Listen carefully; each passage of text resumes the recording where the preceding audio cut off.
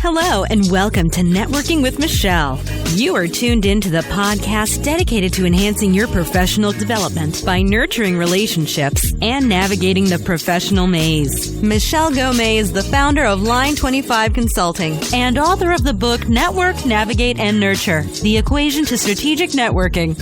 Here now is Michelle Ngome. Hello, thank you for tuning in to Networking with Michelle. I'm your host, Michelle Ngome. I am super stoked to introduce our guest today, Rosalin Krieger, based out of Toronto. This lady is far from amazing. She is a professional communicator, right? And she is serious and passionate about the English language, critical thinking, and communication. Known as a word warrior, Rosalin is a global lecturer, workshop facilitator, and a broadcaster. This woman is brilliant. I haven't heard anyone break down the effectiveness of communicating like she has. She says so many dynamic things. I was actually blown away. I think the biggest thing she discussed is how we need to have self-compassion for ourselves. It sounds so simple, but it's something that's very overlooked. And once we have self-compassion for ourselves, we're able to communicate better. We're able to express ourselves as well as translate that to individuals in our groups, whether it's our family, friends, and of course our coworkers. She dropped nuggets all throughout this interview. So please grab some pen, some paper, follow us on Twitter. She says a lot of good things. So I hope you enjoy this interview because Rosalin Krieger is awesome. And be sure to check her out on her website, rosalinkrieger.com, ROSALINKRIGER.com. And you can definitely get more information on her on her show notes at michellegome.com. Here's Rosalin. So once again, thanks for being with me today. I definitely want to thank you for joining Networking with Michelle. So you have an awesome bio, but if you can please just elaborate on your experience, I would appreciate it. Well, it keeps evolving.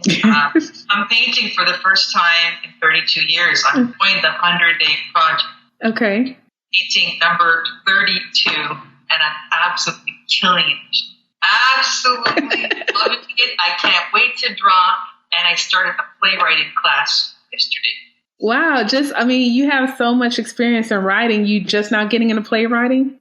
You know what? I didn't have the confidence, and I still have to fight. Whatever I'm telling you, and your audience, I'm telling myself. Right. Because we all struggle, and there's this whole kind of phoniness or dishonesty online where people are not really saying, I lack confidence. Yeah, I'm a life coach on this, but I doubt myself way too much. I do all those things, and for so many years, I was living like a shadow of my real self. And only until about 3-4 years ago, and especially the last 18 months, I said to myself, you know what, Rosalin? You don't have tomorrow, you have right now. And maybe an early bucket list, whatever you want to call it. Whatever I didn't do for the last 30 years, I'm doing it all now. Definitely. I don't care. I try to live food like I don't care that every hot beverage, I don't care anymore. But writing, being an artist, helping people become empowered through speaking better and writing better and thinking better, critically and clearly. Yes. So they can be a greater purpose. Really be it, right? That's what I focus on now. And I do it through speaking, coaching, through writing, personal stuff, one-on-one. I also love editing. I do a lot of editing work for graduate students. Okay. Especially women who are transitioning into a master's program and to hopefully earning more money. They really have trouble, like many students, writing well. It's not so much content. It just because they don't have enough words, enough vocabulary. They don't understand how to construct a sentence, and they overdo it. What I focus on really is teaching you how to write for every medium, how to speak every situation, from the one-on-one network newbie person who's like, I know I have to go here, but I'm overwhelmed. Okay? You know what? You just hang out by the coffee table. Hi, how are you? First time here? Me too. Just start. Don't have an agenda. Let's say I want to make 3 new contacts today. What can I do? Well, number 1, show up. Right. Yeah. 2, have a card ready. Even just a nice card. I've had so many bad cards. Even if the bad card, just But more important, you collect the cards. Right. Never mind, you need a card, but collect the cards and follow up. And you will believe that most people are generally nice and they will follow up. No, I mean, Michelle. Most people. Honestly, really, I've been so blessed. People who were sincere. You know what? Yeah, here's my card. Give me a call. Yeah, I'm having an event. You come to this event. I mean, the generosity that I've been recipient of has been incredible. And I want to say you can too. You just have to be open to it. Have the courage to step out behind the computer and actually go. Wear comfortable shoes, right? Bring your carry water and go. And little by little, I do it. And the more people you know, you're going to know people at the next event, right? What do I do? And that's all it takes is to break down the initial anxiety. Everyone's scared. Everyone's nervous. It isn't just you two, right? But you got to start somewhere. Have a coffee. I like to, because I notice women who are well groomed, like, oh, your hair is beautiful. Where'd you get those glasses? As simple as that. And that, I think one time at an event last year, and someone would go, beautiful dress. That led to, let's follow up online. and I speak for her in Mississauga. Yeah. That's all. And it was sincere. Like, don't think, okay, I'm going to just approach women. If you don't do it, don't do it. Gotta be sincere, Michelle. Just compliment every woman you see. Great shoes. But just do something. You gotta find your way in because you're there to connect, and they want to connect with you too. But don't say, "Hey, I'm an accountant." This one guy approached me on Facebook today. Oh, we're in the same group. Me and my friend twice, and he has this book called "Don't Hire Losers." Oh, this guy, is he from the Daily Show? Like, this guy was real. This guy was real. And unfortunately, really aggressive and really clueless. And I told him, I go, you're just way too aggressive. Like instead of going in for the handshake, going in for the French kiss, right? You just go there, relax. And most of all, and this is hard for me to learn still, is be patient. Take action, be persistent, but please be patient and kind to yourself and celebrate every week. Oh, yes. For me, I still don't always do it because I go, what have you done? What have you done? And I look at this. And now I put it into the routine. Be thankful to yourself along the way. And most of all, talk about the questions, about self-compassion. That's arguably the greatest asset. Okay. I like, because I focus on the networking space. So I love everything that you just said. But more importantly, I like how you practice communication for every medium. Yes. And, and not just papers or not just networking, and then you're across the spectrum with students as well as professionals and entrepreneurs. So I am curious to know, though, I really like this. How'd you get the name Word Warrior? Because that's what I am. At the end of the day, I'm a wordsmith. Mm-hmm. And I'm a fighter. Even when I was battling and quote unquote not winning, I was fighting. And I realized, and also I found out as a kid, my name in German, Krieger, means warrior. Oh, wow. First I went, oh, that's an awful name. Because I found out, I was this little kid getting my tonsils out. I'm in my underwear. and I had a German nurse. She goes, oh, do you know what your name means?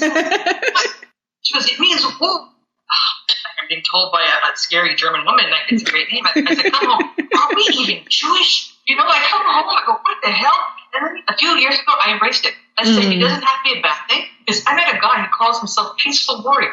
I thought, not kind of peaceful. But so warrior seems to fit. And I want people out there to be word warriors. Gotcha. And you're in Toronto now, right? Now and forever. Now until further notice. Michelle, do you know something? What's going on? No, I had a chance to visit Toronto several years ago, and I absolutely fell in love with the city. I need to come back, and it's a gorgeous city. Come back now. It's safe. Mayor Ford is gone. Well, it was safe He's no longer when I mayor. went. Okay. Yes, you're welcome back. All right. Thank you. All right. So let's see here. Okay. So as we stated in the beginning, this is my question for you. How do you think technology and social media has affected our society when it comes to communication? Because the word awesome is being used too much. Yeah. You know what? It's your guys' fault. Yes. It's your country's fault. I had a dream. I awesome dream. That is the awesome, dreadful moment. Thank you. Thank you. What's his name? Lionel Richie. Okay, yeah.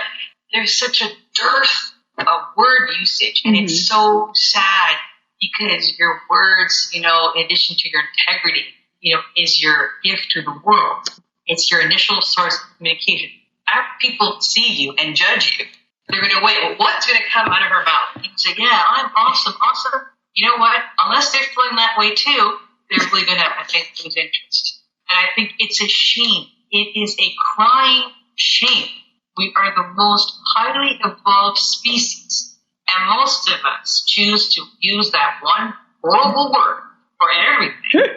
Awesome salad, awesome this, I'm awesome, you're awesome, the whole world is yeah. You know what? That's just sad. That is not awesome. It's sad. And for example, if you're a tennis player, you're going to use the same shot the whole time. And if Roger Federer, can you imagine? Yeah, I'm going to rush the net every time. I'm going to rush the net. That's my strategy. Really? Good luck for you. If some people feel and they justify, well, I'm going to use the word awesome because, that's me and it's great and it's fine. Well, no, you're limiting yourself, and you are what you eat and you are what you speak. Okay, so I like this. How do you use communication as a strategy? I never thought of it like that, but we as people, we're always in different environments. We're always doing, whether it's written, online, email, which is also written, or face-to-face. Yeah, so what are some practical tips for us to use communication as a strategy?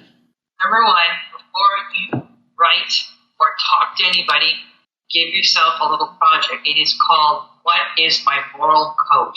What do you stand for? Put together 5 words. We've all got 5 words. We all have a moral code that is left often unspoken. Imagine if you tap into it and then you can share it with people and bring them into your moral code and how they will get so turned on and inspired by what you're saying. You want to inspire people to help them create their dream or find a solution to a challenge, right? You want them to be excited about life because too much about life is being told them, don't be excited. The economy is this and strife and so on. I get that. It's always there. But what can I do as a person, as one person? How can I take action? I can find out what I stand for. For me, it's integrity, social justice, accountability. Those are my 3 words, my moral code. Moral code isn't just for Atticus Finch, right, and other fictional characters. It's for flesh and blood, real people. What do you stand for? And why should I care? How can you help? And why does it matter? Start with that. Create your own, what they call it is a manifesto. Yeah. There has a manifesto within them, but you got to put it down on paper, right? And then before you know it, you're going to be saying it. You don't even have to think about it. It's just going to come out of you because it's organic. I like that. That's a great action item. Most of us aren't doing that. Going around to all of these conferences and meetings and so on social media, right? And just complaining about the latte service or the wine isn't good, whatever, that's fine. But you know what? How are you making people feel today? Right. I want to know what you stand for before I'm going to invest in you. Time and money, right? Oh, I like that. So do you think, I like how you said manifesto. We have to put it in writing. I tell people when it comes to their elevator pitch to practice it. Not necessarily memorize it, but practice it. I also tell my clients that are entrepreneurs when it comes to their pricing, make sure you practice that, memorize your pricing. Do you feel that's really key when it comes to communication for some industries or different environments? It's important for anybody. Know your stuff. You are the expert in the room. And be an expert in your area of expertise. Okay, there are a lot of people, you and I know, so-called experts in everything. Everyone's an expert today in social media and whatever, and they're not. But unlike you, they have audacity, right? They get up there, they go around, do their thing, whatever. Now, in some cases it works, I don't know, but it's not enough just to be there and be there at the podium. You got to be there knowing your stuff. And also, if people are going to tell you, well, that's too much, then you got to have answers for that too. because often it's a question of values. When I tell people, not that you don't have the money, we have a clash of values. If you're arguing with me with your Louis Vuitton bag on your elbow, tell me, you are charging too much, I'm sorry. It means you value the bag more than your kid's education. So I'm getting the message there, right? You have to choose. Is the luxuries, and there are luxuries, or is what I teach are essential life skills. Everybody, from 5 to 85 needs to be articulate, needs to write with clarity, note take better, all those things. Those are life skills. After you've got food in your belly and a shelter, right? Life insurance and so on, communication skills. That's why reading, writing, and speaking together always. So one thing I realized when it comes to reading, I love reading, right? Me and a lot of my friends, especially my entrepreneur friends, we're big readers, like right now. But I remember one time we had a discussion and we were stating how, we could not, when we were in college and grad school, we could not pick up a book. We couldn't pick up a novel, a business book, or nothing. But it's like now that school's over and I guess this free time, we love to read our business and entrepreneurial books. Do you feel that when someone's in school, that mandatory obligation makes people not like the fact to read, or they don't enjoy reading? Or I don't know. I found a lot of people like that. When they're in school, they can't read a book. And then as an adult or an entrepreneurs, they love reading. Oh, that's interesting. What I'm finding in general, this is the challenge of my life, the bane of my existence, is that people say, I don't have time. Yeah, you've got time for Facebook. You've got time for Instagram. Instagram your whole day. Absolutely. Thank God they don't Instagram the Brazilian wax, Michelle. I'm waiting for that. Someone I'm sure on my life is going to Instagram the wax. So the time is there. Again, it comes down to value. And also what I do is, if I have a person who's reluctant to read, I had a client that, God, he hated reading. And, you've got 5 minutes? Yeah. Then read something. I said, so read 5 minutes a day. By the end of the week, you've got 25 minutes, a 5-day week. It's better than 0. Mm-hmm. And read a variety of things. New York Times, a Paul Krugman article by Neil deGrasse Tyson. You don't really, I think this point, if you're not going to read, Kill a Mockingbird, that's okay, but you should read it. In addition to business stuff, get the full life experience. Read eclectic, right? That's the best thing for you. A poem, right? Read a bit of Langston Hughes. Langston Hughes does soul great. Listen to jazz. Mix it up. What I do is with my clients and myself is I mix everything up. We'll look at a YouTube video one day. That way they get more enjoyable. A podcast from NPR. Again, a poem, a song, Gettysburg Address. Your favorite. Anything, as long as it's good. And then what we do also is when I have an ESL client, part of their struggle is they don't have enough cultural capital. So I help them get it, and I walk them through, for example, Gettysburg Address or a book, something they really, really want to read. So they can get all of those incredible nuggets, those nutrients from the literary books and turn of phrase, history, English wit. It's all in there. So the more you read, the more you mix it to help you read it. Okay. Yeah, so it's basically what I'm trying to say is that the more you read and the more you have a variety in reading, go to an art show too and think about it and talk about it. It's in the reflection you're going to build your skills. It's very important. So what's your take on audiobooks? Those are great too, sure. You can put them on the house while you're cooking a meal. It's great. Okay. It's a great idea. No, exactly. Anytime, just do something where you feed yourself and collect imagery ideas because it will make its way in. So I have some experience in corporate America, as well as I know a lot of the audience does. And I always felt like there was a thin line between doing your work solo and being the team, right? We're a team. However, there's always that breakdown. So maybe I reach my goals, you reach your goals, but then that third person doesn't reach their goals, right? And then the team is penalized, whatever that may be. Why do you think there's a breakdown in communication when it comes to that? Or what makes some groups work better than others when they're under the same umbrella, meaning the same company or the same department? Is that based off of leadership? What's your take on that? Okay, you're just back for a second. Okay, well, in general, is that I find that the most important thing is to deconstruct what happened, right? What's the word for it? Debrief. Mm-hmm. I debrief every situation. I had a network situation, a presentation, how did it go? And once you start debriefing honestly, then you can figure out why things aren't working well, and you can find a way to make it work. I think there's always multiple approaches to every situation. That's what I would say just overall in general. So that's what I do. Okay. And got to have lots of patience. For example, I've had one client for it's been 2 years now.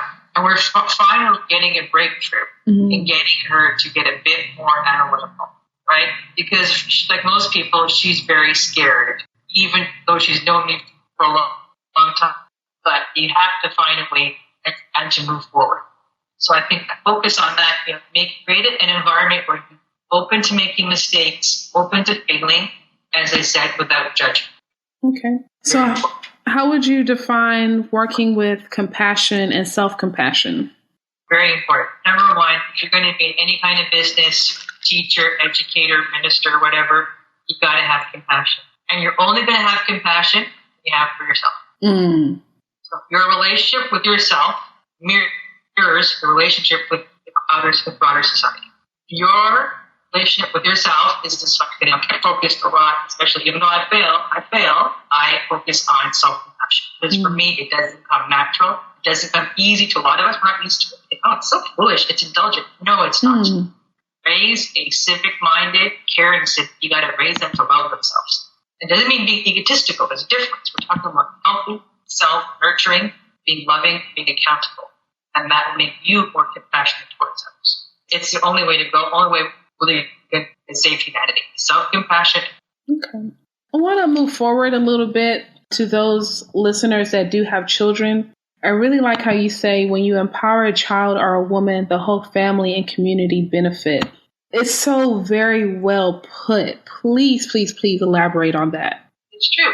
There's this, this notion that somehow if you focus on women only, then somehow it's problematic. It's not, because we're still the primary caregivers, right?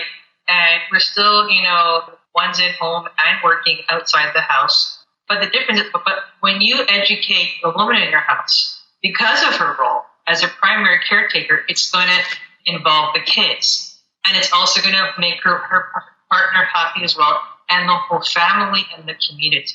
This really goes against a lot of, ancient myths, in other countries, for example. Well, here too, to an extent, we're a little queer here, but still have this notion that somehow focusing on education of women is somehow biased. It's not. It makes sense because we're the ones, from a lot of free labor, let's be honest, and unappreciated labor. And now with women taking care of elderly parents, it's even more work.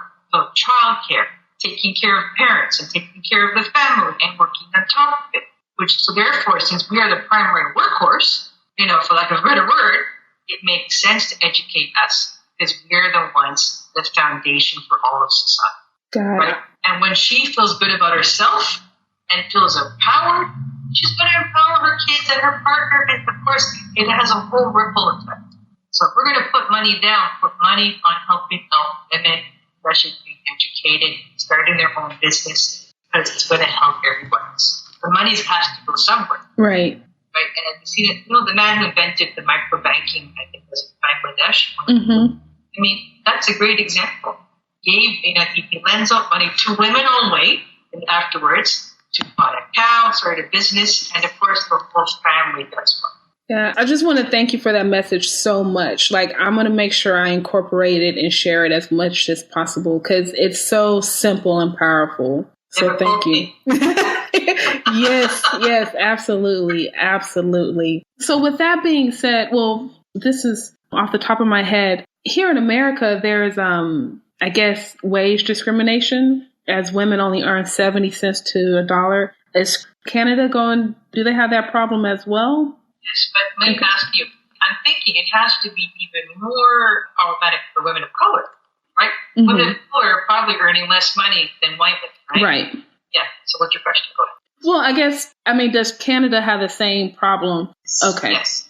So with that being said, how can, as a parent, male or female, what are some steps that parents can do to help complement the education of a child, going beyond the school, what they can do at home? And let's start from the beginning, right? Let's start from childbirth all the way up to even college. What are some things that you usually tell your clients? Well, number one, make a budget. Okay. Find out seriously how much you're earning every month and where the money's going. You're going to find all the waste. Chips, Fritos, KFC, all your money's going. Seriously. I know too. But money, sometimes if I don't keep track of it, it's a lot of things. Yeah. All kind of way. That money is, you're taking it away from your kids' education. From your education. I want to take that course at Lifeline College. Well, then lay off the KFC for a month. The money is there. It's, again, a question of values. What do you value more? The temporary satisfaction of a fast food meal or a nice coffee? Or do you thinking more long term? I'm going to invest now in myself. I'm going to learn that PowerPoint skill. I'm going to learn how to get my kid a tutor. You decide. If every time you spend your money, you are deciding. You are acting out your value system. There's no mystery there, Michelle. I know what you want. You're going for the Louis Vuitton bag. Instead of hiring me or you to help you lift yourself out of poverty, even if you're rich, and help get your kids in Ivy League school, you're shopping with your values. So for me, I'm sorry, a Louis Vuitton bag, a luxury car, regular fast food stuff is not the place to spend your money. Spend it on your skills. Your essential life skills. Learn how to speak better. Precisely. Day one. And I said, read and play. Make art. Walk, have your daily walks. Think as you walk. Introspect. The more you know yourself, the more you can give of yourself. The more you know what you stand for, the more you know how you can help people out. You won't know it until you share it, until you can say it clear and concisely. Okay. Too many people out there communicating and just babbling, and I don't know what they're saying. I can't talk. I'm a skater. No, excuse me, you can talk. Everyone has to know how to talk, right? Not just Oprah. Everybody has to know how to speak well. I don't care who you are. Yes, not everyone is born into the Bush family. That's a whole different story. Most of us aren't like that. So learn how to speak well, write well, read a little poetry a couple times a week, get yourself started. They're going to inspire you. Poets, Langston Hughes, Emily Dickinson, get to the heart of what matters. And they uplift you, even when it's melancholy. They talk about hope. They're going to inspire you. And then you write your own hope. You don't have to share it, but write your own stuff, right? And begin, write and nurture that relationship with yourself, right? So you can know what you want. And as I said, as you go along, get the skills you need. Hire the professional. Because the money is worth it. You're going to be giving back 10,000 people. You will. The satisfaction of a KFC meal or a cookie is like 3 or 4 minutes. Right. But hiring an instructor and a coach that cares will last you a lifetime. And it's a gift you're going to give to their whole family, as I said, community at large. A gift that keeps on giving. What is this stuff here? What's this? It's 5 minutes of pleasure, right? Yes. Absolutely. I want 5 minutes of pleasure for like $100 a month, or I hire an English tutor, someone who can really uplift me and my family and get me to that very important sport program. Help me do better networking with my anxiety mindset. You decide. This is nothing.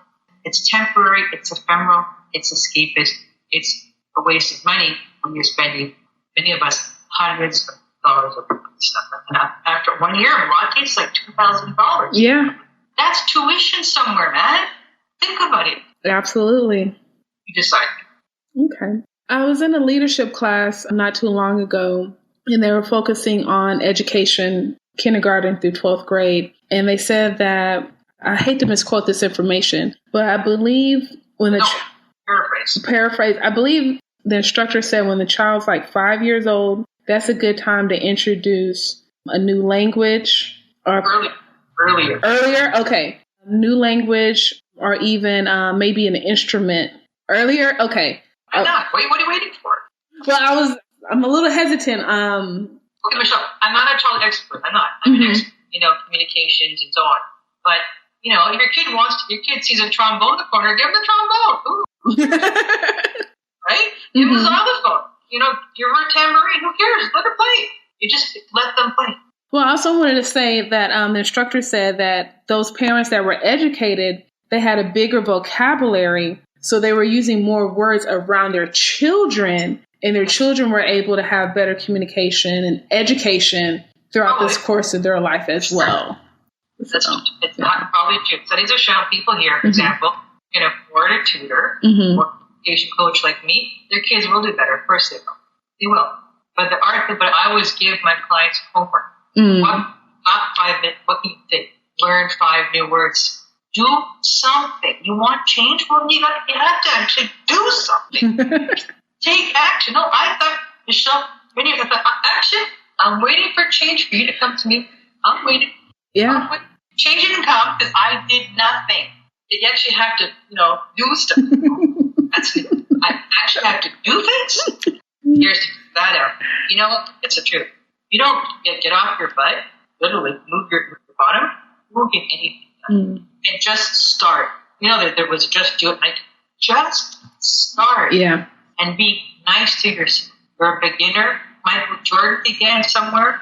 You can begin too. People, they want to go from zero to Michael Jordan. From zero to hero, with doing nothing. No, I'm sorry. People who make those promises to you, just taking your money and they're being disingenuous. Put in the work, put in the time, but just start.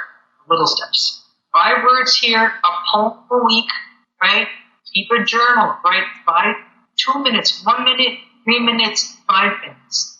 It's good for you. All that stuff. Find out what you're thinking. Show me that people honestly are walking around making decisions and they don't know why. I agree. Ask yourself, what am I thinking today? Get some clarity. All need clarity. Want clarity? Start writing a little bit every day. Go for a walk, talk to yourself. Who cares? Just do it. I have been absolutely amazed and inspired by this conversation. So I definitely want to thank you for the nuggets you've been dropping us. If anyone wants to find out more about you, where can they go? RosalinKrieger.com. My new website launches on Friday. Okay, awesome. Yes. Awesome. ROSALIN at Krieger, KRIGR.com. Okay, awesome. And they can also find you on Twitter as your name as well. Yes, they can. Say hello. I have a new column coming up called Ask Rosalin. Okay. Welcome Back Canada. It launches in June. We need to help people who are struggling with language and confidence and mindset. Where to start? Talk about creating cultural capital. Read a Paul Krugman article. Paul Krugman, if you don't know what's going on in the U.S. economy, right? So everyone understands. And just find your writer and just start reading. It's your gift to yourself and your family. Thank you. Rosalin, I definitely want to thank you for your service and what you've been doing. Of course, obviously in Toronto, but I know your work is going to resonate here. I'm sure it already has in the States as well. So thank you very much. I wish you more success, and thank you for networking with Michelle. You too. Let's do it again. Oh, definitely.